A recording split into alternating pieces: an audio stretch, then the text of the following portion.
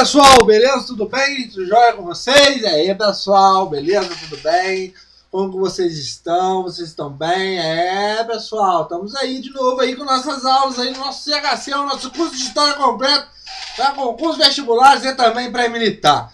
O e-mail então está aí, pessoal, para você tiver sua dúvida, sua curiosidade, o seu questionamento, seu elogio, sua crítica ao nosso CHC, ao nosso curso de História completo para concursos vestibulares e também pré-militar. Tudo bem? Então tudo jóia. Vamos lá. E-mail, historiacom@outlook.com. Facebook, isso, celular para mensagem, 3291650267. Pessoal, levando aí a nossa continuação de História do Brasil 59, aula pedido, Primeira República, isso mesmo, Relações Políticas, parte 2.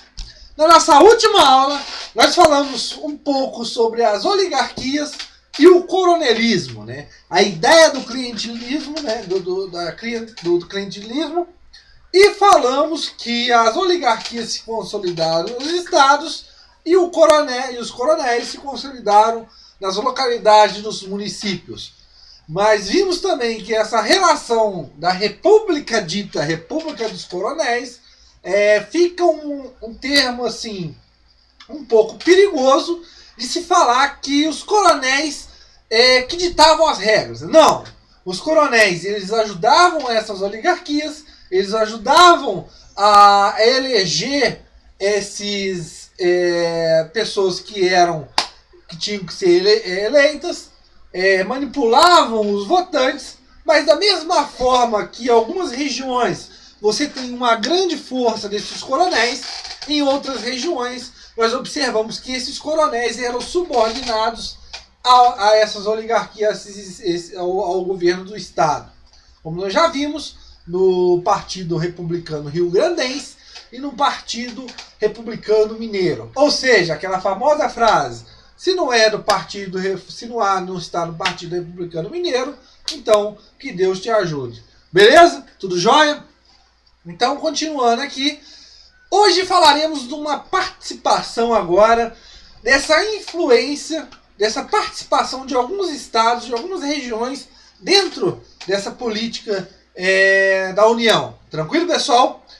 Essa relação que nós iremos abordar hoje será do estado de São Paulo.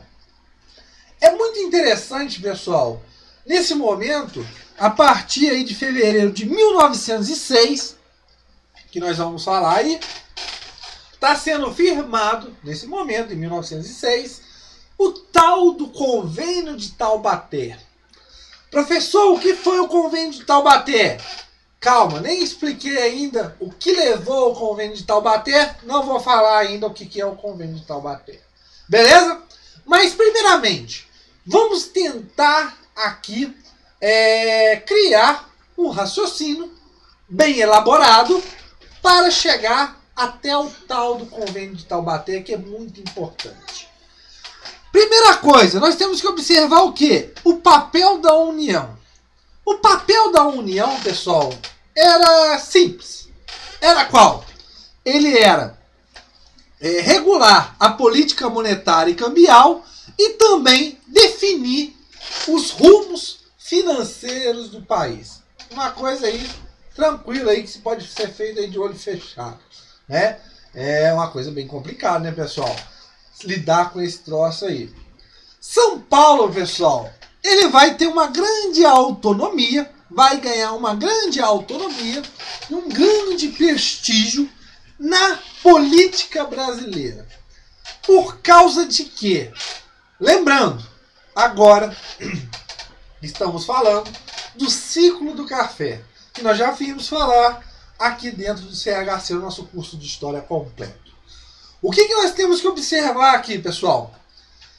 Os políticos paulistas queriam uma maior participação, no caso de uma atenção maior por parte do grande carro-chefe que movimentava, que dava dinheiro para a economia do Brasil.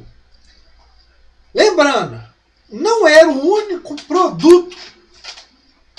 exportava, mas aquele grande produto que tinha as maiores cotas dentro daí da balança aí de exportação.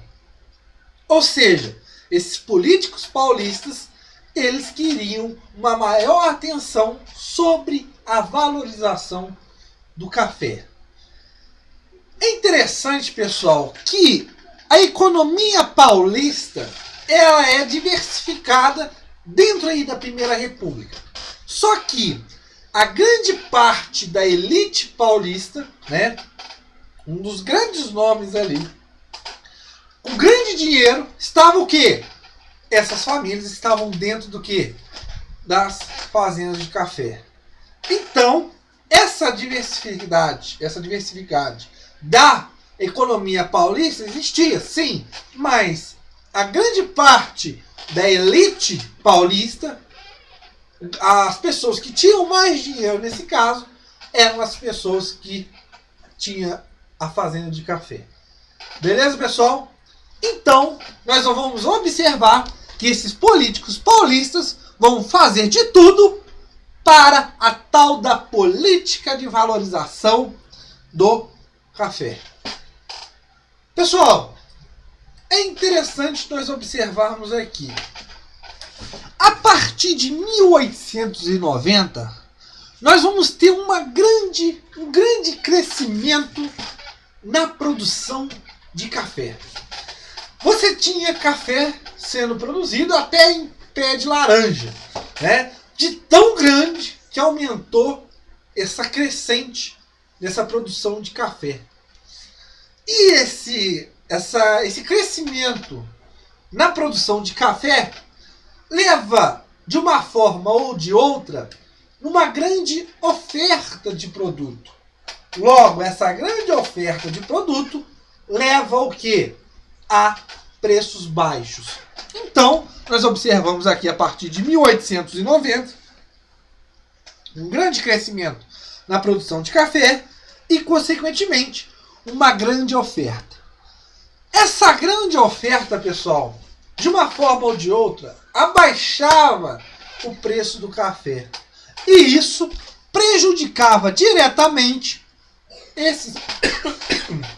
Desculpa aí, pessoal. Prejudicava diretamente esses fazendeiros, esses produtores de café. O que vai acontecer nesse momento?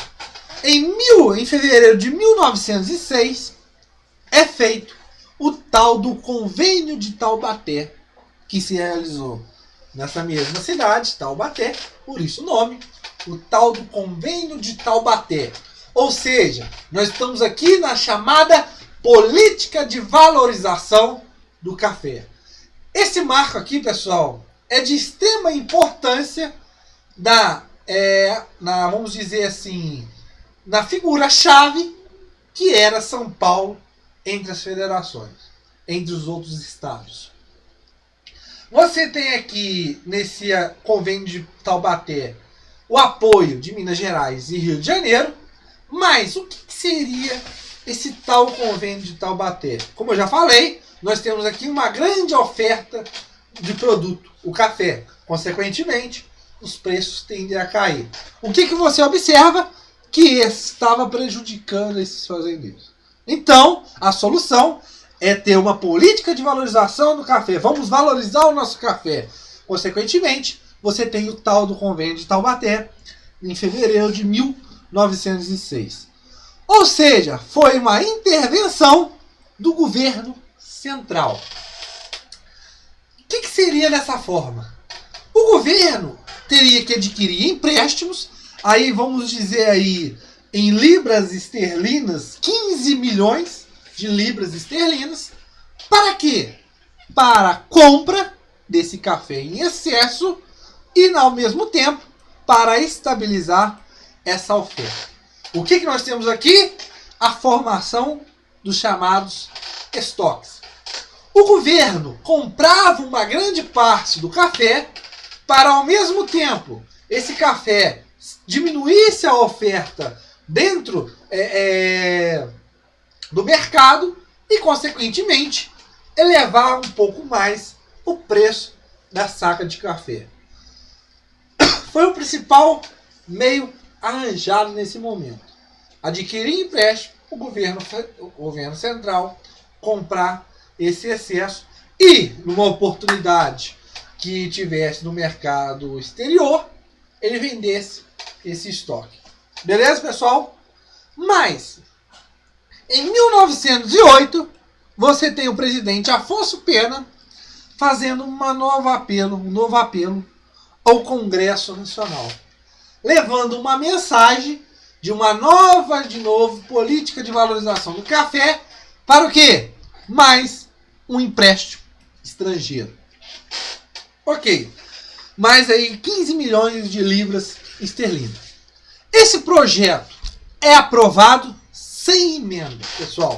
O negócio foi aprovado assim de uma hora para outra. Para você ver a tão importância dos políticos paulistas nesse momento. Claro que nós tivemos aí uma resistência. No caso aí do deputado Pandiá como que é o nome? Eita, nós. Pandiá Calógeras, que é um deputado eleito por Minas Gerais, e ele dizia que o povo brasileiro, a nação brasileira, não devia pagar o preço por essa política, por essa desordem dessa política dos paulistas.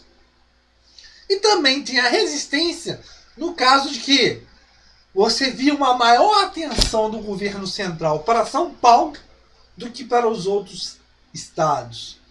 E pessoal, isso é muito importante porque lá, depois em 1930, essa atenção muito grande, nesse caso aí, vamos dizer aí, Minas Gerais, São Paulo, mas mais São Paulo, Rio de Janeiro, né? Mas os outros estados ficando fora dessa política de atenção do governo central, vão aí, nesse caso aí, tentar derrubar o governo em 1930. Beleza? Mas isso é aula das nossas próximas aulas futuras aí, beleza? Mas, continuando aqui, você tem outra operação iniciada aí no começo da Primeira Guerra Mundial até 1919, um novo empréstimo para essa valorização do café. Compra café de novo, estoca esse café para aumentar o preço do café, diminuindo assim a oferta. O que você observa? Em 1921, o presidente Epitácio Pessoa tem um novo empréstimo, de novo, para essa valorização do café. O que você observa? Que, num determinado momento, pessoal, o café, ele valoriza, aumenta-se o preço, mas só que quando esse empréstimo vai terminando, o governo fica sem dinheiro para comprar esses sacos de café, ele o quê? Toma de novo novos empréstimos. E isso nós vamos ver mais na frente. Calma. A partir de 1924, Arthur Bernardes, que vai ficar aí de 1922 até 1926, Arthur Bernardes, ele dá um fim nessa política de valorização do café. Nesse caso, nós observamos a partir de Arthur Bernardes a saída do governo central nesse meio da política de valorização do café. Nesse caso, você observa que São Paulo toma as rédeas dessa política. Só que não vai aguentar. O que você observa nesse momento? Que Arthur Bernardes, olhando o orçamento federal, viu que não tinha como continuar com essa política de valorização do café. Então, a partir de 1924, Arthur Bernardes deixa esse caso da política de valorização. Logo, você observa que São Paulo pegou nas rédeas do negócio e vai caminhar sozinho. Só que não vai conseguir, né, pessoal? O que nós observamos a lógica desse convênio de Taubaté? É que o excesso da produção de café leva o quê? A baixas do preço. Ou seja, quanto mais oferta, eu tendo a diminuir o preço, porque é muito café no mercado. Logo, isso prejudica esses fazendeiros. Qual que é a saída? Esse acordo do convênio de Taubaté sendo firmado. Para quê? Para valorizar o café. A política de valorização do café. O governo central adquire empréstimos. Nesse caso, esses empréstimos é motivo para comprar café em excesso, transformando assim os chamados estoques. E assim, consequentemente, para começar a aumentar, a valorizar o preço da saca de café. Óbvio que essa política de valorização do café, tendo aí São Paulo e o governo central, a União, na frente, vai levar a uma consequência muito grande para a economia do Brasil. Por quê?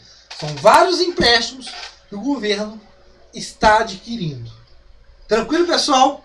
E isso vai levar a uma grave crise dentro da economia do Brasil.